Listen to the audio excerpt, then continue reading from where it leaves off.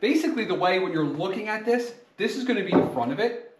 And what's gonna happen is this is going to open up like this. All right, so let's quickly go over the material that we're gonna use. You wanna determine the depth. How deep do you want yours to be, okay? So I want mine to come out over the brick about like two-ish inches, okay? So for my application, because I need to actually go in against the wall over here, I bought 1x8, okay? And then on the front, I bought a 5/4, so this is a little thicker material. And this will be like the door, okay?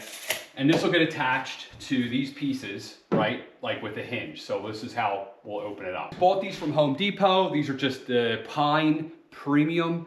Now you can go with like, I think it's like an oak material. They have basically usually two different ones. It's escaping me.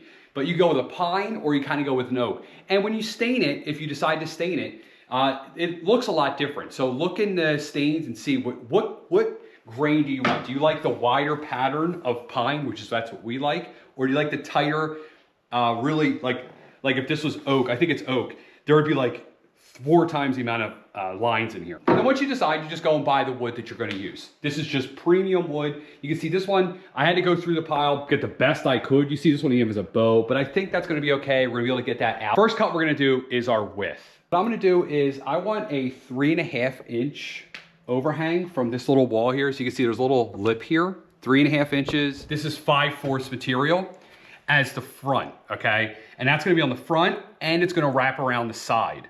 So we actually have to take off the width of this because this is gonna be capped on the side of this. So whatever the width of this is, we have to take that off of both sides. So real simple, this is, if I measure the actual width of this, it's 1 1/8 inches wide. That means we need to take another 1 1/8 off of this line, right? So now if I just line up 1 1/8 now, and this doesn't have to be perfect. So this is actually where we wanna cut, right? Not here, we're gonna cut this off. What we're gonna use to cut this, actually because my saw that I have, so you could use a chop saw, like that one I got out there, but it's not big enough. And this actually will make this maybe a little bit more DIY friendly, is you make the mark where you want it, you look at your saw blade, you line this up there, and then you put this piece onto here, and you just hold on there. And that makes sure you make a nice straight cut. You can do something like this. All right, now we got our pieces cut. Now we need to basically make this little cut back here all the way down. We're gonna leave just this little nub here. So what I'm gonna do is just, you know, eyeball it here, and I'm gonna line it up and put a line there. All right, 2 lines, 1 on each side. Now we gotta cut this depth between here, right? We gotta measure that. I'm not gonna put a tape measure on there. So what I'm gonna do is grab a piece of wood. I made a mark in there, see that? Without using any tape measures, is line it up there and make a mark. All right, and we gotta cut all this off. So we just gotta basically connect these lines. Use another piece of wood.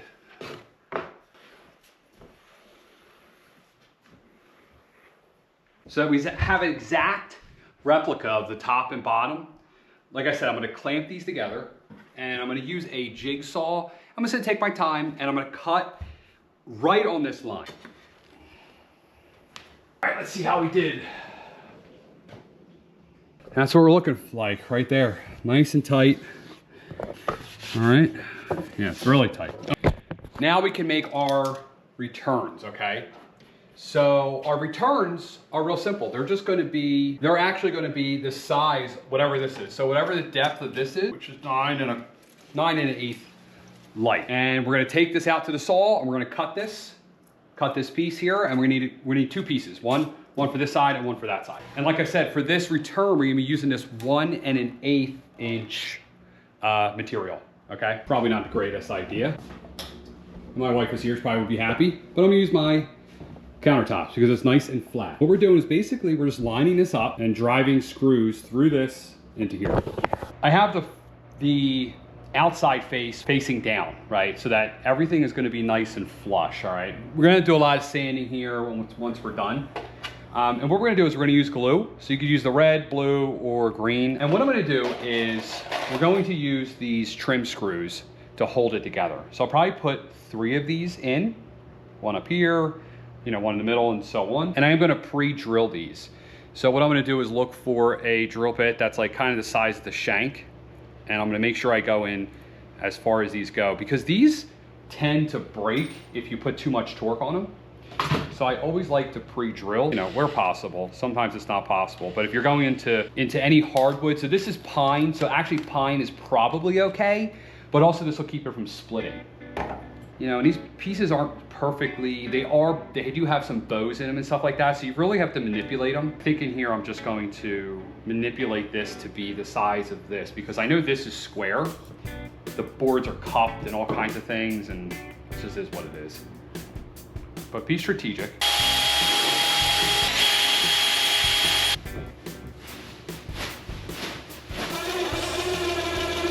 And that's why I'm using these, because they can really, you can sink this in there.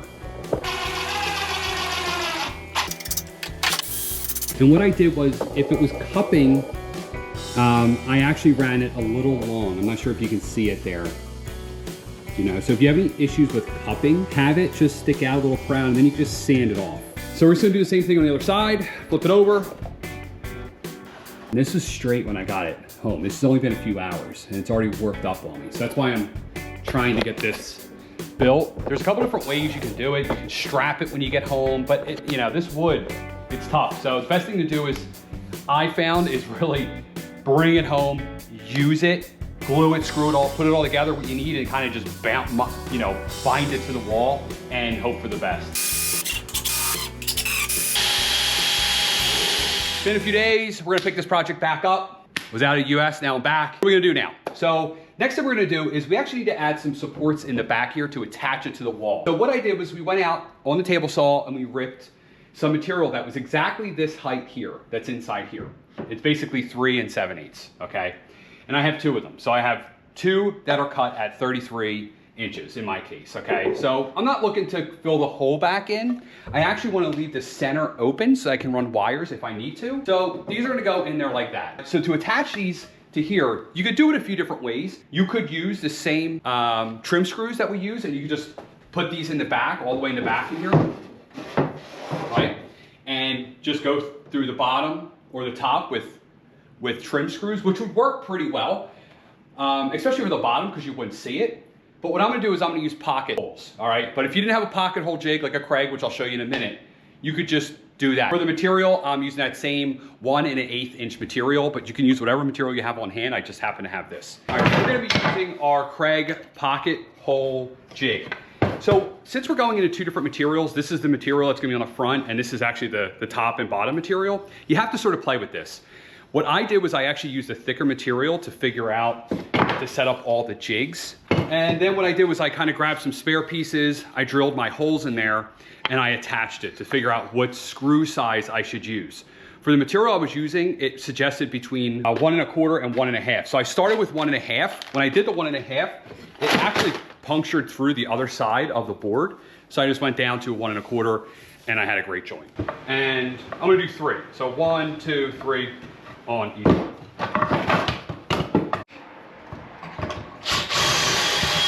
All right, so now we're going to attach these to the back, all right? So these are gonna slide in, and you can see these are the pocket holes that we screwed. So we're gonna screw up and down, or whatever way it goes, it doesn't really matter. Notch out here, we're just gonna slide these in, kind of clamp them in place. We want it to be flat. So what we're gonna use is these 1 1/4, like I said, that's the ones that worked out for me, 1 1/4 screws, and I'm gonna go with the coarse thread, make sure we're not poking out at all. I think this will also help keep it square. Honestly, I probably should have did this the first day I put this together. We got this one we're gonna put down here. Kind of straight. But like, just look down, you can see the bow. See how the bow? That's there. So it's bowing in there. Really tight here. And again, I'm leaving this little space here. Wow. So this is where we are. So now I have a stud right here. So I'm gonna have a screw that'll go in here. And I have a stud right here, kind of marcated with the tape, and I'll go in here. If I want to, I could run one in here as well. You can see I can go into that piece of wood behind there, and I can go in over here as well. This is gonna be open so that I can access behind the TV if I ever need to run any wires. We're also going to cut a couple spacers and add some pocket screws to them as well, one up and one down. And that's just gonna hold this together, all right? So I'm gonna put one here, one probably directly in the middle, all right? So the same process that we did here. So I'm gonna cut 3 of these. So now to get these in, it's a little tricky because we obviously can't use our normal like long bit to get these in. So I had to kind of make something up here. So I'm using a 90-degree, which I love this little tool. This is something that gets, when you use it, it actually really comes in, you know, in handy. And what I had to do is sort of make a custom bit setup that was a little bit shorter, but long enough where it will work. So this is a 1/4-inch bit that fits inside of this impact driver. And then I found a short bit and I put that inside of there. And that somehow was able to get me in there to run these screws, all right? Now, one thing I'm doing also with these is the front face, I want it to be parallel with each other or flat, you know, let's just say it needs to be flat. What I'm seeing is there's a little bow on this side where this piece of wood actually kind of bows like this a little bit. So now what I need to do is basically, I screwed it in down here. I'm gonna push this down and that will basically make this a flat surface. I'll admit, this one's a little tricky. If you don't have the Craig, you could just face screw them. So just use 2 trim nails, go here, and 2 trim screws and go here. Fill them in with wood filler and you'd be done. Probably a lot faster. One thing I'm gonna pay attention to, since I do have a little bit of a bow in here, I'm gonna measure the bottom measurement and the top measurement, and I'm gonna take the larger of the measurement. It's actually 1/8 of an inch off. Cut it to the bigger size, and then we can sand it to basically make sure that it's flush over here and flush over there. All right, so I'm gonna go cut this. Now we got this cut to the length. I have it set up here on my sawhorses, okay? So now we need to attach this and have it open like that, right? So that's what we're looking for. So to do that, we are going to use these hinges. These are frameless hinges. And what you're looking for is full overlay, all right? Full overlay means that this is basically, there's no reveal, all right? So if it was like I don't know, like a 1/2-inch overlay, it'd be like something like that, right? There'd be a reveal there. But we don't want this, we don't want any reveal. We want this to look like one big block of wood. So we want frameless and we want full overlay. I got these at Lowe's, okay? I'll put a link to these down below.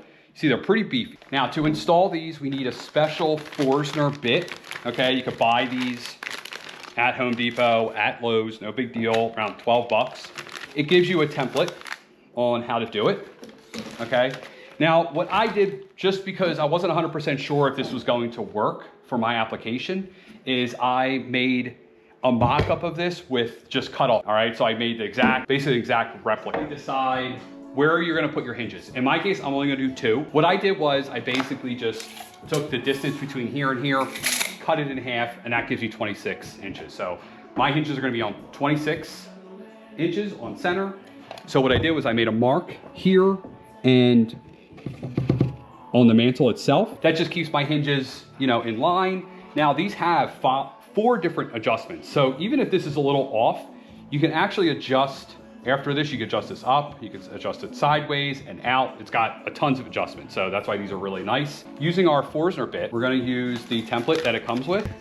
We're gonna line this up, right? And we're gonna drill in the depth of this. So once we drill this in, this should be flush with the top of the piece of wood. So we're gonna take this point right here, line it up with our point that we made.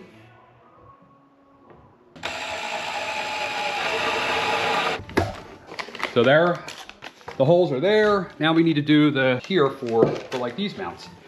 And that's real simple. You just take this, line it up, and put your 2 holes in right there.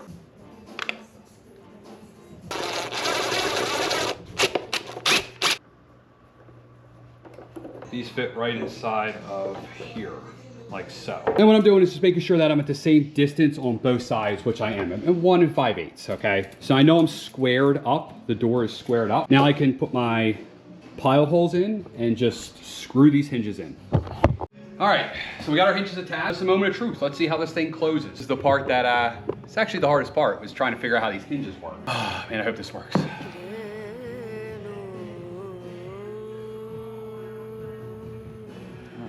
We gotta adjust this one over here because you can see there's a little overhang. Just a matter of adjusting, and this one's actually too high. So we're gonna do all these fine-tune adjustments before we start sanding this thing. So if we look at our instructions, we have 4 different screws. So this one needs to come up. It's still honestly a little confusing to me. Anyway, so we fixed the gap over here. This screw right here, this screw actually moves it up and down. This screw moves it left to right. And there's some other adjustments we really don't need to talk about. So this is where we're working. So now what I'm gonna do is take this outside, set it up on the sawhorses, and sand it.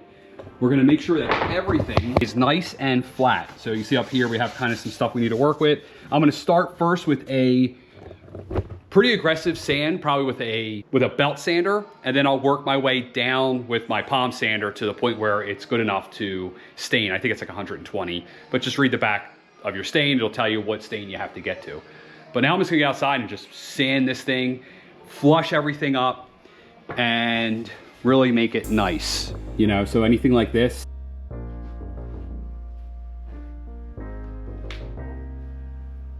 So that's where we're gonna conclude this video. I really hope this gave you a good idea and you enjoyed watching this, and this is something that you wanna do. I like this because this is customizable. You could go taller and you could go deeper if you wanted. Shorter, all that. So completely customizable. Obviously this has been stained. I really didn't want to video the stain. I mean, there's a million videos on how to stain wood, how to prepare it. Basically, I just use this stain from Behr. You can get it at Home Depot. One thing I will say, since it is pine and it's a soft wood, you definitely want to use this pre-stain. What this does is just basically give you a lot cleaner of a look. And you can even see, even though I use pre-stain, you still see some of these like weird blotches. And that's what the pre-stain is supposed to stop. You see how it's like darker there and then like maybe lighter here and lighter here. But I would recommend it. Another thing I would also really caution against is doing stain, learn from my mistakes, in the sun. So I was doing it directly in the sun. The part that wasn't in the sun was fine. And then when I got to the part where actually the sun was facing, it dried, the stain dried really, really fast. And you can even see a little bit of the imperfections in here. I'm not sure if that comes through there, but you can kind of see like there's like a white there. Let's look at the door. Opens up great. You can see we ran in our screw here, ran a screw here, and I ran a screw here. So again, this is just for storage for whatever you want to store. It's really fun. I like it.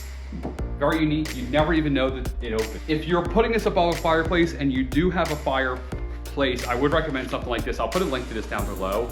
This is basically, if you have a chimney fire, it's like a flare. You basically pull this in, throw it in a fire, and it'll put the chimney fire out. Basically, it just sucks all the oxygen out, from what I remember, out of the fire to keep your house from going up. So this is something I'm definitely gonna keep in here. I would suggest maybe putting a poly on. I didn't put a poly, I like this matte look, but you can buy poly that doesn't have the shiny look, and I still need to definitely poly it. We added some trim, okay? We still have to do the crown molding at the top.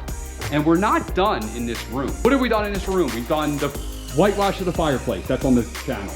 We've rebuilt this entire wall and hung the TV. That's on the channel. We put this professional grade wall covering. That's on the channel as well. Next thing we're gonna do is we're gonna finish the crown molding, and we're actually gonna do tray on this entire wall. We gotta finish this entire wall. That will be on the channel. So if you wanna see those videos and you wanna see that, I'm gonna ask you to subscribe to the channel, like this video, leave me a comment down below. I'm Mike, Family DIY TV. Please check out www.familydiytv.com. Check me out on all the socials, Facebook, Instagram, TikTok. And I'm closing this video.